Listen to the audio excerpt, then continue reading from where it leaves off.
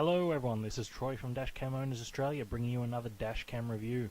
Today we're going to be taking a look at this Street Guardian SGZC12SG. This is a high-end camera from Street Guardian that features full HD 1080p at 30 frames per second recording at 15 megabits with a 2.7-inch LCD touchscreen display, built-in GPS, a 7-element all-glass wide-angle lens, Sony Exmor CMOS sensor, and a Zorin Coach 12P processor. This camera also supports memory cards up to 512GB and retails at $369. It will be available for $349 using the included coupon code and link in the description. Now I'll run you through everything that comes included with this camera out of the box, and I'll lay it all out on the table for you to see. Now, as you can see, starting from the top left, we have the camera, which already has the 32GB memory card pre-installed. We have two mounting options, including a suction cup mount and a 3M double-sided tape mount. We have an assortment of different stickers for this camera, two window cleaners for applying this camera, a USB card reader, which I'll go into more detail about later, a carrying pouch, a quick start guide, our car charger, and then an AV cable for connecting it to a TV. And now I'll give you a quick tour of the camera itself, just so you can see it from different angles, see what the sort of buttons and features are on it. From front on, what you can see here is the lens and the microphone, but as you can see, it's also a very sleek design camera. From the rear, we have our GPS on the top, as well as our power button on the right, our microphone enable disable, our menu button, and our event record button. Top left is a USB plug for connecting the camera to a computer. Now from a more top-on view, we see the GPS module on this camera, as well as the area where the two mounts connect to the camera. Our side-on view, we have our DC 12-volt plug-in for this camera. Below that is our AV input, and below that is the AV output for this camera. Now moving to the other side of this camera, we can see our memory card, which in this particular model is a full-size SD card.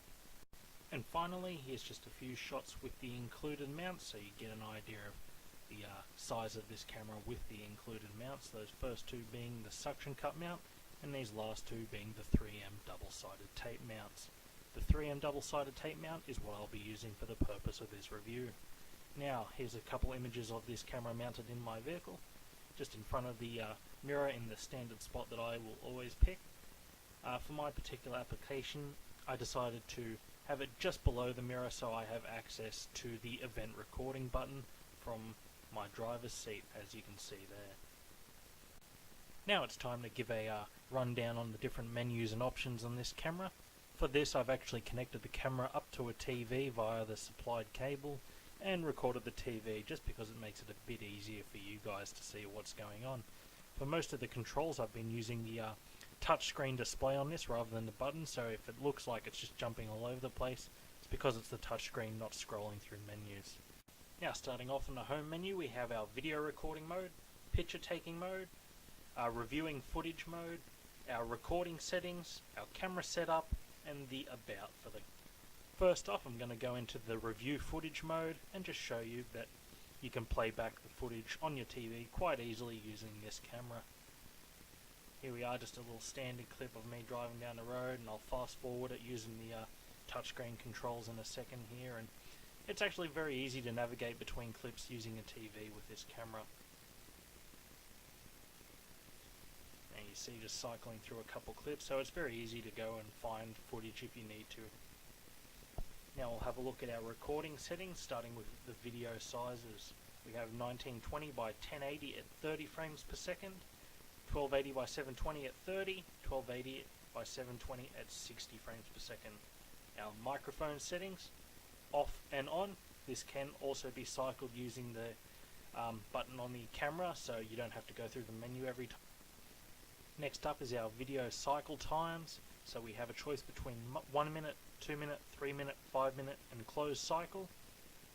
Next is our video overlap. Now this has seamless recording at 0 seconds, or you can choose it to have a 1 or 2 second overlap. And motion detection for parking mode, so off and on. And our G-sensor options, high, middle, low, and off. I set mine to off. Now we'll move on to the next set of menu options, which is the camera setup options. and this will start off with the date and time options. Now moving on to the next set of menu options, we have the language options for this particular model. As you can see, I'm using English, but just cycle through them here anyway. The next menu is our time zone options, which also has the unit of measurement for your speed here, so kilometers per hour or miles per hour, and then you've got your standard GMT time there. Now as you can see, there's the format options there, and I've gone into the TV options, so you've got PAL NTSC, and your LCD screen standby. This is how quickly the screen will turn off once the camera starts recording.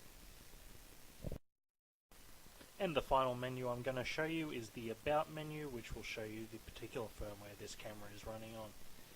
Now that we've covered all that, we can finally take a look at some of the footage from this camera.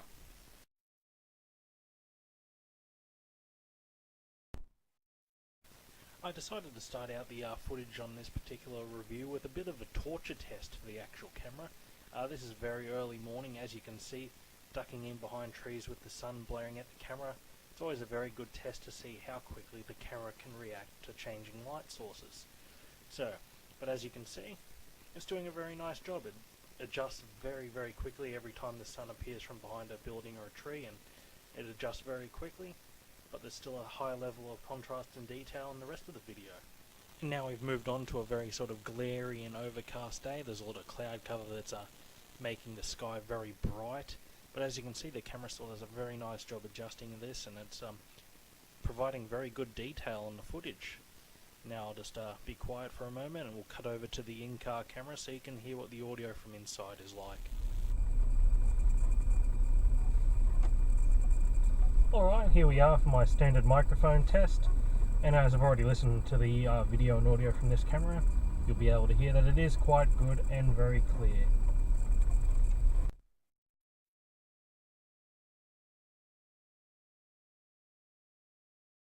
And there you have it, very clear audio from the inbuilt microphone on that camera.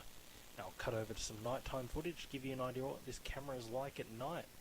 As we just start off here on a basic suburban residential street with basic street lights and a few cars around, it'll give you a good indication of how well this camera adjusts to night conditions. As we pull up to the lights here, you'll be able to read the writing on the signage to the left. At least I can here. I don't know how this will turn out once it hits YouTube, but on my computer I assure you it is very, very clear footage. Now I'm going to cut across to even darker conditions. It'll just be myself on an unlit highway, and you'll see what this camera can do, despite my poor headlights. And you could only just make out that sign above, but you could still read it, on my end at least. Now before I discuss my particular likes and dislikes with this camera, I did mention earlier that I would be talking about the included memory card adapter. Now what I like about this is it can plug straight into a phone that has a micro USB port. As you can see here with my HTC phone, I'm able to play the videos back directly on my phone. So very useful little addition there, and you know, it's just the little things with this camera that they've thought to include that really do separate it from a lot of the others on the market. And on that note, it's time to discuss my likes and dislikes with the Street Guardian. Now, as usual, we'll start off with the likes, the things that I really liked about this camera. And it's a complete package. It really does come with everything you need out of the box. The video is very high quality, very sharp with lots of detail. The illuminated buttons on the camera make it very easy to sort of use at night if you have to, as well as the touchscreen. It's very easy to navigate. And the massive storage ability on it really can't be beaten. As you can see there, I've got a few sort of approximations of what sort of recording time you get out of the different memory cards you can use in that camera. So as you can see, it'd be very useful for anyone that does like long haul driving, or just for anyone that wants to record a long trip. It really can't be beaten if you want to, you know, store as much footage as you can. Now on this note, it's time to get to my dislikes. And the good news is, there's not a lot to really dislike on this camera. My only real criticisms were there's no ability to disable the speed showing on the camera. Speaking with Street Guardian, they have said this is something they're looking into at the time. And the larger form factor. So it is a larger camera, but it's still really not too big for most vehicles. So it's just something to consider If you want a really subtle, hard to notice camera, it's probably not the one for you, but for people in larger vehicles or trucks, you can't go past it. Well, I hope you've enjoyed this review. If you have any questions or you want any more detail on this camera, I'll have a link in the description as well as a coupon code to get you that $20 off. Otherwise, leave a comment.